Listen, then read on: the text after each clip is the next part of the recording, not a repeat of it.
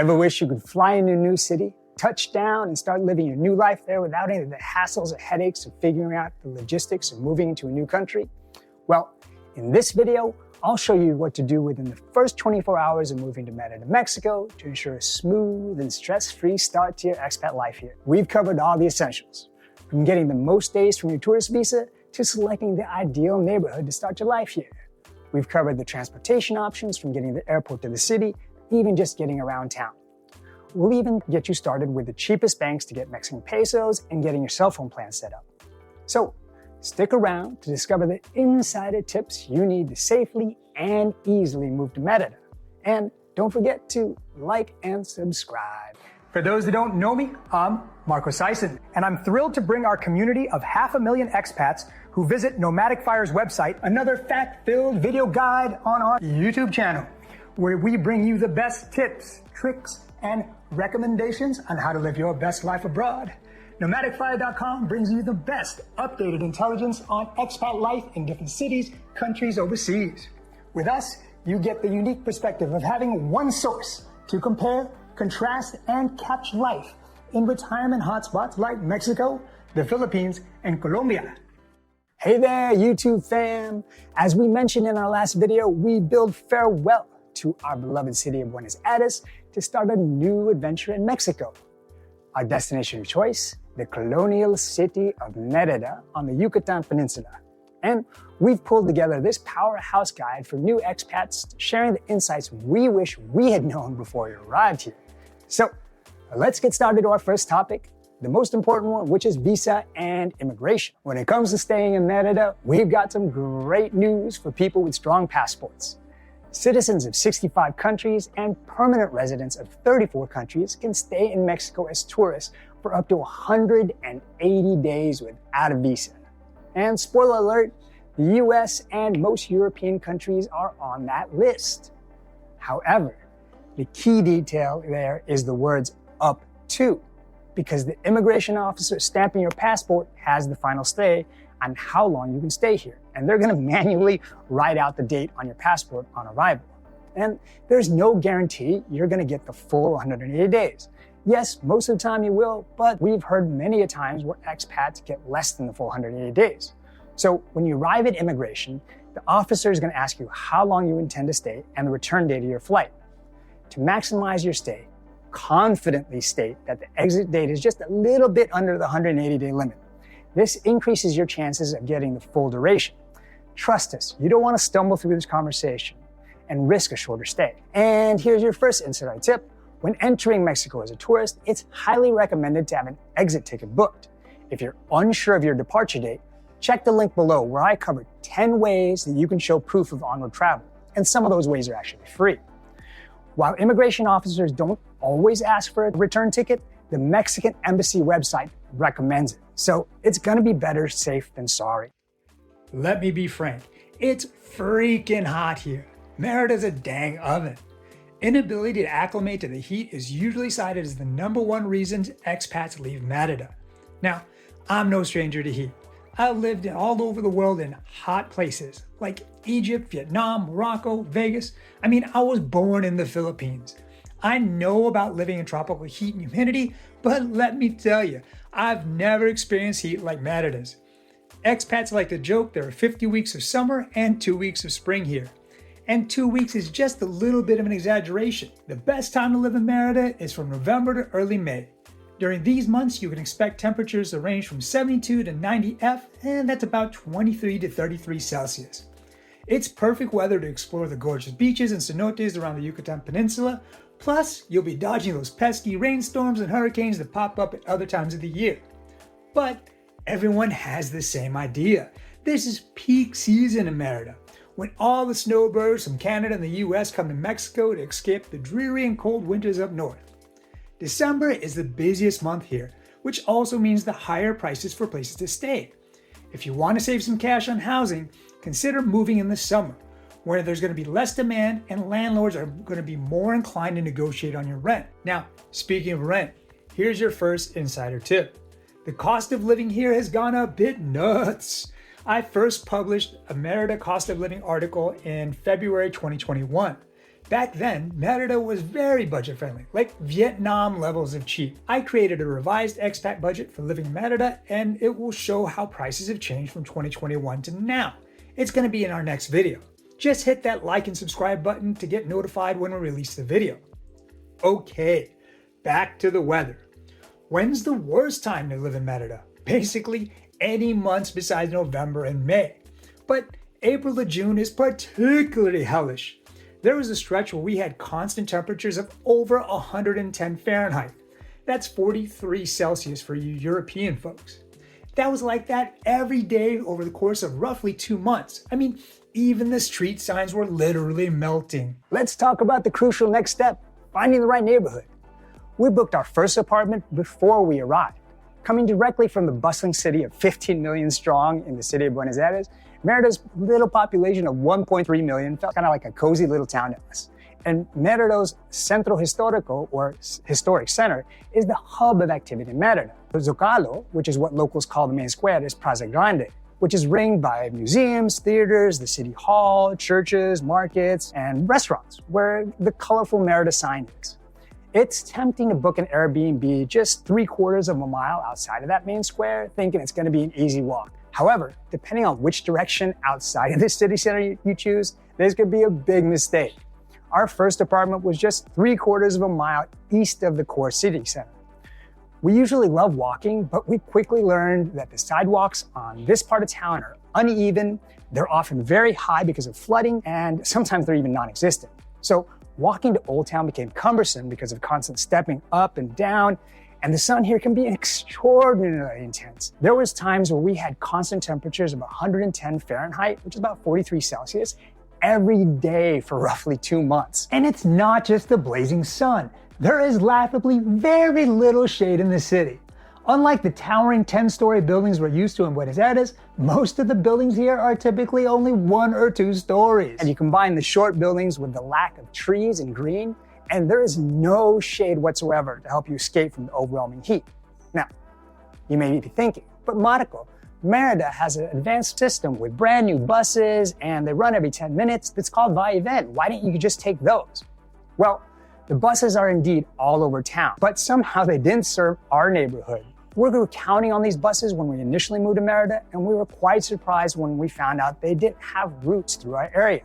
Now, there are smaller privatized buses called combis that you can take, but there isn't a reliable map or routes or schedules that we could find. If you don't want to walk in the unshaded heat or rely on Uber for every trip, you need to pay close attention to choosing your neighborhood. Another fact is access to grocery stores. Some neighborhoods don't even have medium-sized grocery stores. Instead, they have these little convenience stores like OXXO and Six, where you can find basics like milk and eggs and occasionally fruits and vegetables. The first neighborhood we lived is called Quebec, and we wouldn't recommend it unless you have a car or you don't mind the challenges that we mentioned. Most expats prefer the historic center known as Centro, or the northern parts of the city. Centro is really charming. It's got this historical appeal. And the northern areas, while they're not as charming as Central, are much more well-developed. They kind of have this Western-like conveniences, nicer air-conditioned gyms, better public transportation options, large grocery stores like Chandari Select, Suriana Hyper. There's even a Walmart, and it makes daily life just more convenient. They even have a Costco. So if you start fiending for an American-style Costco dog, that's where you gotta go. All right, let's tackle the next essential, actually getting to Merida. First things first, which airport should you fly into? The Merida airport is small and convenient, and it's only about a 20-minute car ride away from the city center, and you'll find taxis waiting right outside. But here's where it gets a little bit interesting. Uber and its sometimes cheaper Latin American cousin called Didi aren't allowed to pick you up at the airport. We learned this the fun way when we ordered Didi, only to have the Didi driver jump out and give me a hug, and I first thought people in Mexico are really friendly. But then he whispered in my ear that one of us needs to sit up front to make it look like we're friends and that he's not a Didi driver. Turns out that it's illegal to pick you up, so you have to walk about 0.4 miles, which is roughly 700 meters, off of airport property to get picked up. And we'll drop a link to that unofficial Uber pickup point in the description box below. Rides are only going to cost you about $5 to $12. It's all dependent on the time of day, how busy they are, and the weather conditions. So If you arrive in the evening and you prefer not to take a walking adventure in the dark, you can always take a taxi or a bus into the city center. Remember those nice new air-conditioned buses we mentioned? They're allowed on airport property, and they're going to be right outside the arrival section off to the far right. You can't miss these bright blue beauties, and tickets are available at the auto counter in the arrivals hall, just 45 pesos or roughly $2.50. The bus leaves every 30 minutes, passing through the historical center and continuing to Paseo Mateo. It's also the most affordable option. And you can always grab an Uber or Didi once you're in the city center. Taxis will be the most convenient option. There's even a flex shuttle you can pre-order. And here's an insider tip. Use a private pickup option. After a long travel day, you may not want to deal with hauling your bags around, exchanging money, and trying to understand how local transportation works. Especially if you're arriving late at night in a strange country that speaks a foreign language. Do you really want to deal with translating, converting, and hoping you don't get scammed or pay a foreigner price? When you want a stress-free way to get to your destination, we partnered with the best, most convenient, 5-star airport transportation companies to pick you up from the airport and get you to your destination in town safely and hassle-free. Our partners have earned excellent user reviews for offering a trustworthy and safe experience. They offer local English-speaking drivers who know their directions and how to get around, who charge a flat prepaid fee with no hidden surprise charges. And since you pay online using a credit card, no worries about exchanging cash. These drivers are on time and even monitor your flights for any delays. Plus, you get access to 24/7 customer support and free cancellation. Just click on the link below to get started. And here's an insider tip that can potentially save you hundreds of dollars or more. Cancun is a heavier trafficked and tourism-focused airport. Sometimes you can find heavily discounted flights to the bigger Cancun airport for super cheap. Now, from Cancun, you can take the auto bus or take the new Maya train directly to Merida.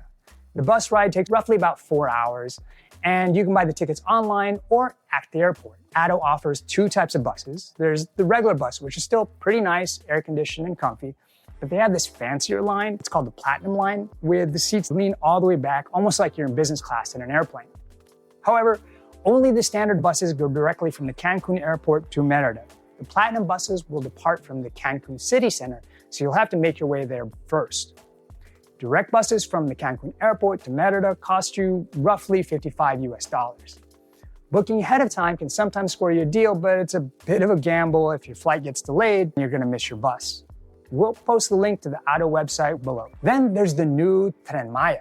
It's a brand new Yucatan train, and it takes roughly 3.5 hours and costs also roughly $55. Now, the train isn't the fastest, and it also doesn't run very frequently. But this is brand new, so all that could change in the future as the train irons out its schedule. We'll post the link for the Tren Maya in the description below. With those options in mind, you're all set to make your way to Merida comfortably and efficiently. Next, let's talk money. In Merida, you can use your credit card in many, but not all places. A fancy restaurant, yep, but loncheras, fondas, or many of the charming little local restaurants and taquerias are gonna be cash only. And coming from Buenos Aires, where getting cash from an ATM is a no-go, it was a breath of fresh air to simply be able to walk up to an ATM, slide in my card and get cash. No more weird running around to try to find cash and getting the best rates. Here's an insider tip. We did some bank hopping to find the best withdrawal fees for you. Citibancomex came out on top with a fee of roughly 30 pesos to get your money out. That's only roughly $1.70. Saltando was close at 38 pesos, but Scotiabank charges a whopping 100 pesos, which is roughly $5.50. So go to Citibancomex or Saltander to withdraw cash, and you can save those extra pesos to buy 3 extra tacos and think of me while that salsa's dripping down your chin. Bonus tip, there's ATMs at the airport if you need cash ASAP. And here's a bonus insider tip on a common ATM scam. This ATM tip isn't exclusive to Mexico, but really any country when you use a foreign bank card. If you're offered the option to convert this transaction from pesos to USD, always decline. When you're withdrawing pesos from an ATM in Mexico, using your overseas bank card, you may get a confusing screen that sneakily tries to get you to accept a currency exchange rate set by the ATM machine. Never, and I repeat, never, accept the transaction. Always choose the option to decline the conversion. And don't worry, your transaction is still going to go through, you'll still get your money out. However, if you accept the conversion, the bank will use a terrible, absolutely ridiculously bad exchange rate, and you're going to get less pesos for your money. For example, here's a close-up of the ATM transaction I was making. You can see the Santander, which is a local popular bank. You'll see ATMs around here everywhere for them. They're trying to convert my 5,000 peso using a 15.52 exchange rate. Now, the actual exchange rate on that day was 16.59 pesos to $1. Santander was trying to tack on a 6.5% fee just to convert my money. And I would have lost nearly $20 on this scam if I hit accept. And for what? Nothing. Literally nothing. There is no benefit. Your bank will automatically convert your Mexican peso transaction and take out the proper amount of dollars out of your account, and your bank isn't going to charge you 6.5% to do it. Again, always decline the ATM currency conversion. Just a note, in case I wasn't clear, the currency conversion fee is different from the ATM transaction fee. The currency conversion fee is optional and should be declined. The ATM transaction fee is required and should be accepted. If you decline the ATM transaction fee, the machine is just going to stop doing the transaction. And if you haven't already signed up for Wise, this used to be formerly called TransferWise, you should do that today. Wise has the lowest rates I could find to send Mexican pesos to our landlords for rent. For example, Wise charges us roughly $10 to convert and transfer the equivalent of 1,050 US dollars in Mexican pesos. That's less than 1%. And if you use my link below, you'll get your first transfer free. Merida is a sprawled out city. So unless you live in the historic center, many places are not going to be within walking distance. Merida has the good bus network called Vaivén, features those sleek air-conditioned buses we mentioned earlier. However, as I mentioned, not all neighborhoods have bus routes through, but I'm sure the networks can expand. The rides are cheap. It costs 12 pesos, which is only roughly 70 cents. But remember, you can't pay cash on board the bus. You actually need to get a Vaivén card, and they're going to be available at the Vaivén office or a Super Aki grocery store. Check out our Nomadic Fire Merida neighborhood map. We'll put the link below where I'll show you where the Vaivén office is. The card itself only costs 25 pesos, and it can be topped up in so many places around town, the convenience stores, OXXO. It's going to be real easy to charge that back up. If you're out and about and you need to catch the bus, the Vaivén routes are integrated into Google Maps. So you just simply type in your destination, hit public transportation, and voila, you're going to see all your options. Inside a tip, Merida also has an informal transportation system of older, big-sized buses and minivans called colectivos and sometimes called combis. These are older vehicles. They're cramped. They're going to lack the air conditioning, and you're going to feel like a pizza oven, especially in those hot summer months here. But they're cheap. They only charge you 8 pesos per ride, and they may be your only option in the places where Vaivén doesn't have a route. They're not going to be on Google Maps, and we struggled to find a reliable bus map for them, which makes them kind of tricky.